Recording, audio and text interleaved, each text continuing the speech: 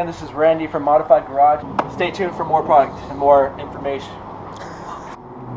Stay tuned for more episodes coming up of more product information. Fuck. Product installation.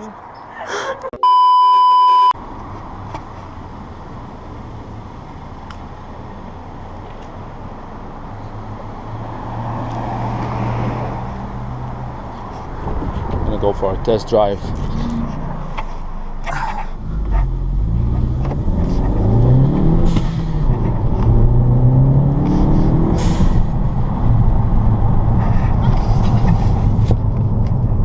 What kind of springs are those, Randy? These are Skunk2 springs. Are you supposed to put on your seatbelt before you start driving? It doesn't matter. I'm the camera guy. I can do whatever I want. These are Skunk2 springs. These are, I want to say they're for Civic EX, EXT, LX, etc., etc. The main difference between the models for SI and the other Civics, not including Type R, it's a whole different ballgame, is this has active dampening. The ride's good. Bad. It's not bad, right? I think the only noise you're having is when you turn while you're stopped. So that spring makes a noise. Let's pull over just for a second so you can hear this noise that we're talking about. Let's listen into this creaking. Matter of fact, you might even be able to get it while getting out. Hold on. Let's hear it from inside.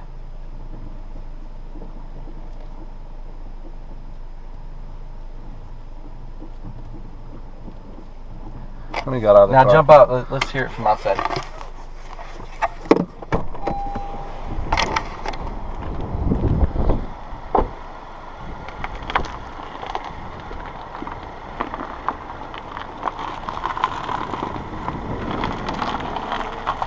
The only noise I'm getting is the rocks, man.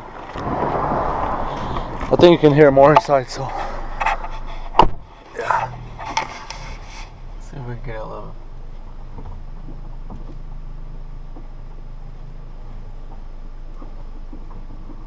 Yeah, anyway, moving on.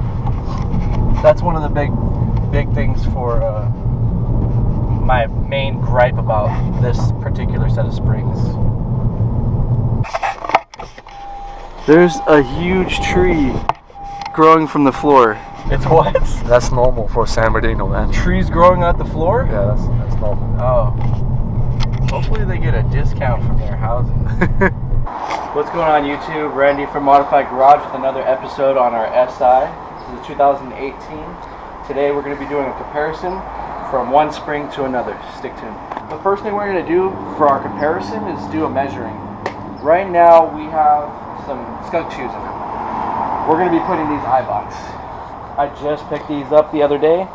The way the Skunk2s present them to the Civic community itself, they don't specify whether it's SI, EX, LX. It just says 2016 plus Civic. So I'm gonna walk around the car real quick so you can see the gap between the fender and the wheel or the tire.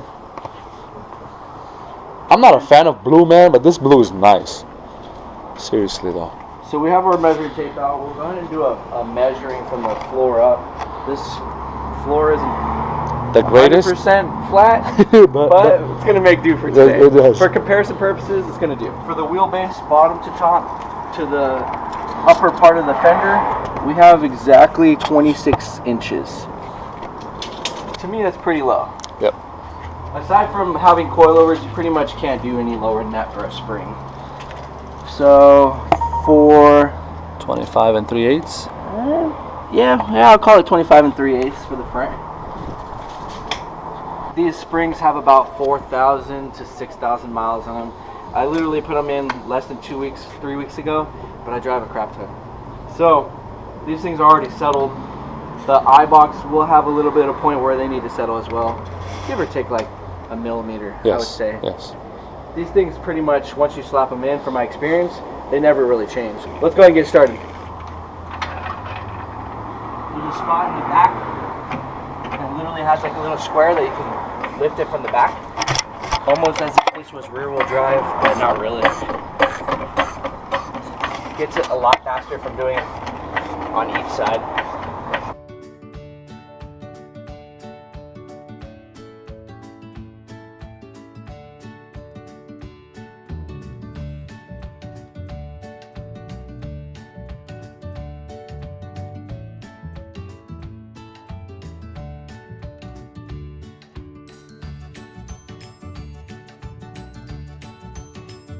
just keep in mind, usually the letters go up. So if you're doing your Skunk2s, letters always go up. The same thing with the Eibach. I'm actually kind of excited to see these because I haven't actually seen them myself. I mean, all the springs are going to be the same, right? But I'm excited too. They're red, and my favorite color is red. Actually, I believe these are black. The Pro Kit. Let's see. I'm gonna say red. Oh, black. I lost. Black. You know, it's kind of deceptive because the box is red. Yeah, I know. You think you would end up just getting these springs because they're red compared to I will. black? I'm gonna put them back on. If it was my car, I would have put it back on. Let's look at the comparison as far as the thickness of the wire. Hey, this spring looks a little longer though. Actually, I think you're right. So we're almost actually one coil bigger. One coil is not really going to be that big of a difference aside from the height. Yes. So wall gap is going to be bad. I'm already sad. Put those reds back on, man. Look, I'll bet you a burrito that this still is going to look badass. Hell yeah, I'm down for that. It's still going to look good. All right. Letters go up, same thing on the Eibach. There's no direction as far as which one's left and right. They're both the same. So you're going to go ahead and put your bottom link on. Your bottom bushing. What do they call it? Bushing? Just the rubber. Rubber. I think they call it insulator. And the ones that go on the bottom have those little nipples. If you don't have nipples, then you should probably get some new insulator.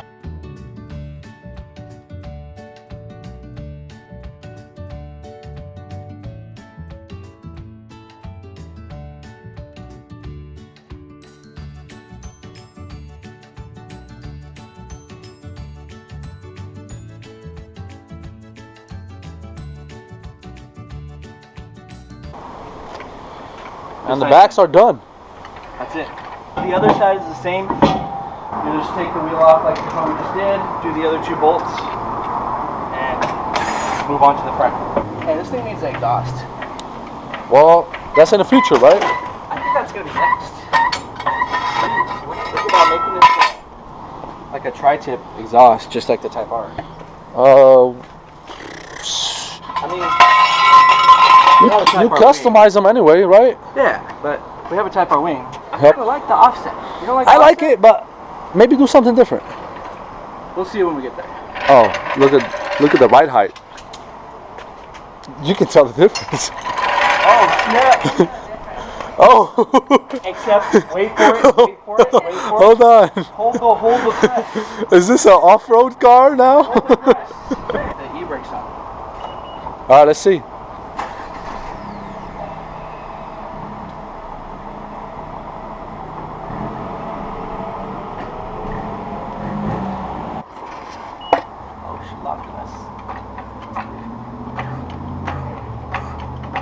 Up she goes.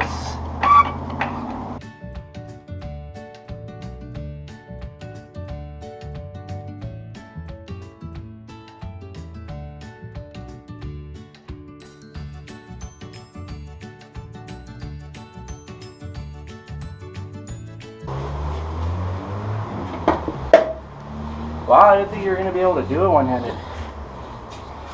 I do a lot of things one-handed. Is that right? Yes. Is this your blow-off valve? That's a spacer. That's a spacer. That's the spacer. You got it. I was going to talk shit. Does it do anything? No. Does it make noise? Yes.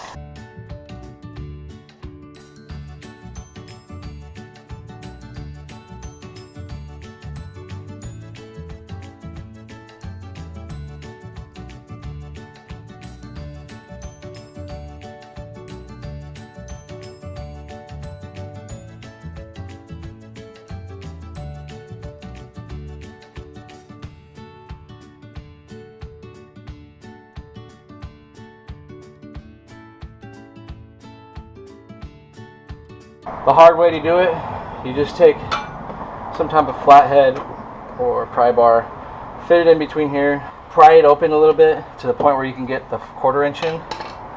It's a little more difficult, but it works. The other tool makes it a lot easier. Unfortunately, my tool is at my buddy's house, so we had to struggle a little bit. I'll take off the back ones first. Put those in the battery here so I know where they go. Hold the strut so it doesn't fall. And use your skills to remove both of them. Yeah, I didn't want it to fall. I didn't want to chase anything today. We were just talking about this. Do you use spring compressor? Answer, Eddie. I said I use it because I had bad experience in the past. So maybe it was just that one. Okay. And then ever since, I just use spring compressor. I just kind of shoot it towards windows. Nice. Okay, let's see which... this window's my window. So watch. Hold the shaft while you do it. There it is. That looked real easy. You got to make sure that you pull all the bushing off all at the same time. On the bottom, I realize it's the hard way. Push these nipples first.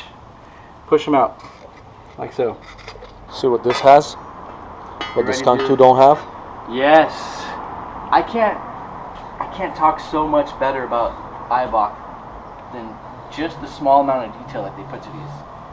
I'm guessing this is for harmonic issues. Don't quote me on that. Look at the difference in spring rate. And spring rate is basically the distance between the springs itself. Also, the thickness of the spring has a lot to do with the spring rate. And we have actually the wrong one here. I was just about to explain it before Eddie decided to go get the other spring. The front right and front left are directional. Even on the spring, they have part numbers that show left and right. Front left.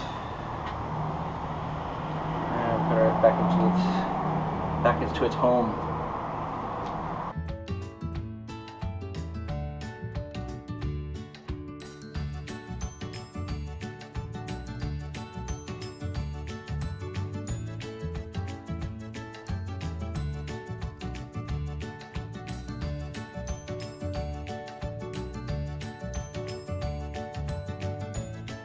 I'm going to push down, and then my cameraman's going to push in. This is a two-man job for her. Shouldn't always be like this, but sometimes it is. Come on, cameraman. This is so... Really? Hold on. Where's the other one? Where's your... How about you push down? No, where's the socket? It's right here. I got it. Go ahead. What do you need the socket for? Just to turn it. Oh, you can't turn it like that? No.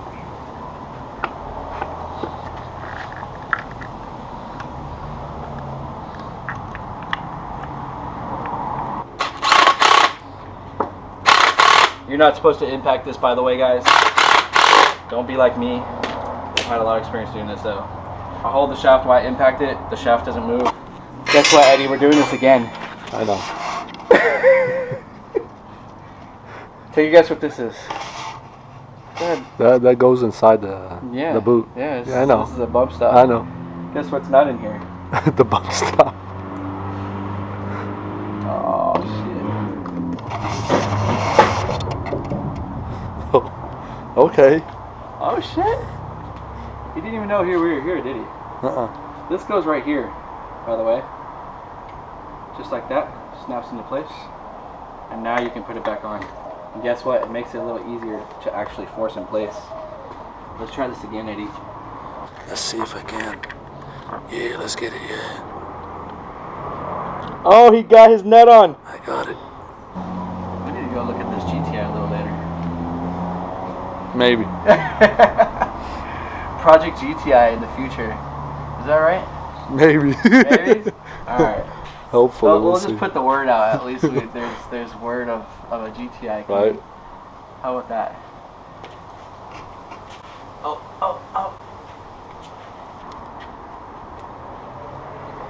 I got the top. You got the top? Yep.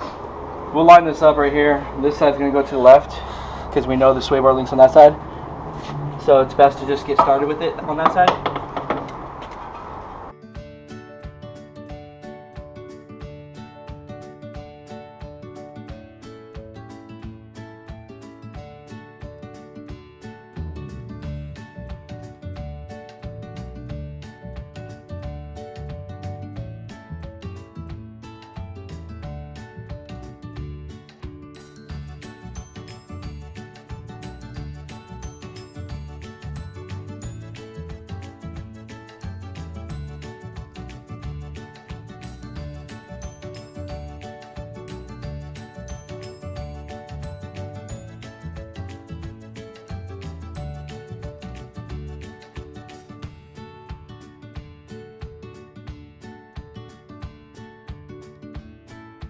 Just got done finishing up with the springs for the front. There's the old ones. Let's go ahead and drop this and see what it looks like.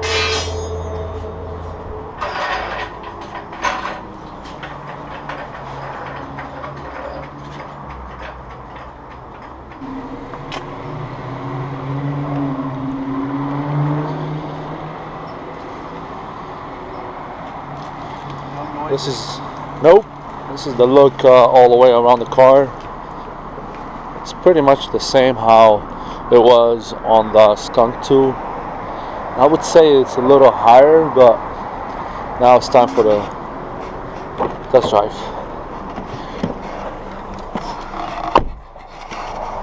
As soon as we end up driving, the suspension will work in place a little bit, and it'll actually lower just a hair more. So we'll measure after we get done driving. The height of the springs was not a big deal.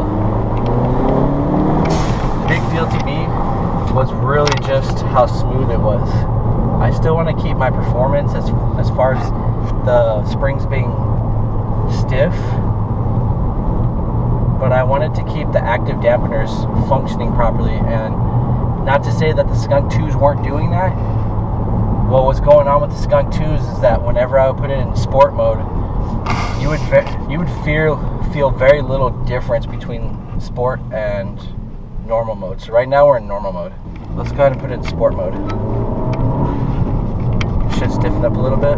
Should feel a little bit more of the road. I can already feel like a big difference as far as the steering wheel as well. These things feel so much better. I'm actually a lot happier. No matter how the ride height comes out, I'm actually a lot happier with the ride quality, which is more important to me than the ride height. Let's head back and see what the difference is, because I'm sure it should be settled in at least a little bit right now. A little bit of pull.